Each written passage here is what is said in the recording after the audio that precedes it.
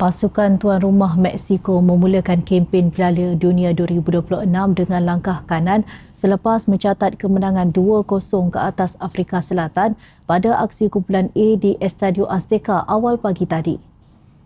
2 gol menerusi jaringan Julian Quinones dan Raul Jimenez sudah cukup bagi memastikan skuad L3 untuk mencatat kemenangan pertama dalam aksi pembukaan Piala Dunia selepas 7 percubaan sebelum ini tidak membuahkan hasil. Menerusi 1 gol yang dijaringkan, Jimenez hanya memerlukan 6 gol lagi bagi menyamai rekod 52 jaringan milik Javier Hernandez selaku penjaring terbanyak sepanjang zaman buat Mexico. Selain itu, turut mencuri tumpuan adalah 3 layangan kad merah pada perlawanan tersebut melibatkan 2 pemain Afrika Selatan, Yaya Sitho dan Temba Zwin serta pemain pertahanan Mexico, Cesar Montes.